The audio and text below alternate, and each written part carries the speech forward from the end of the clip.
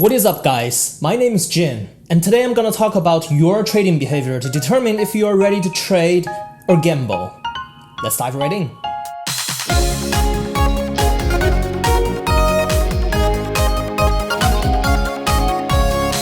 So, the first one, invest only with the money that you can lose completely. You shouldn't have to be concerned about running out of money if you always adhere to the rule, never invest with the money that you cannot afford to lose.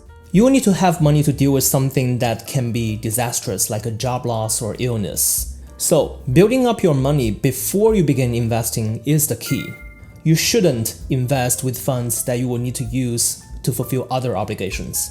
It is human nature to want to overreach, invest more than you can afford, and aim for a huge reward. This trait tends to become magnified in the face of losses. The notion that you've spent too much to quit is known as the sunk cost fallacy, and it applies to this situation. Someone can choose to stick onto a stock that isn't doing so well, or worse, buy more rather than selling in the face of losses.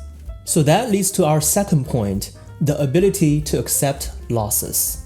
When you're in a losing trade, do you have the gut to cut the loss based on a predetermined stop loss price? Or do you cross your fingers to pray it to bounce back? By the way, most of the time that doesn't work. Oftentimes, the only option is to sell your stock at a loss to avoid more losses. A trader must have a valid rationale for maintaining a losing position. Hope is not a strategy. Depending on market conditions, the stock's underlying fundamentals, and its prospects in the future, the price might rise or fall.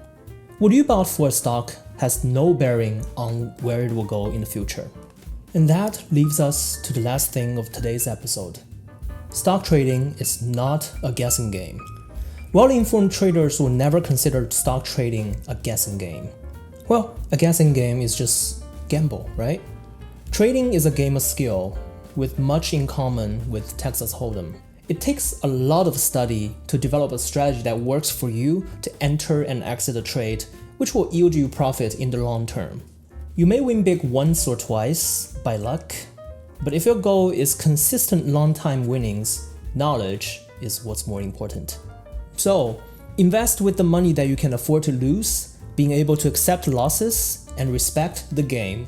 If you can do those things, I think you are probably ready to give it a try.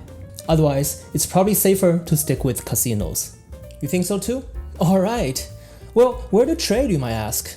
I use a platform called Webull, and if you use my link down there in the description to get a free account, we can both get several free stocks to get you started. It doesn't cost you a dime, and it's good enough for us to both get a bowl of ramen. So, how was it? Like what you've seen so far? Hit the like button like crazy, subscribe if you like more content like this, and I'll see you in the next chapter. Later!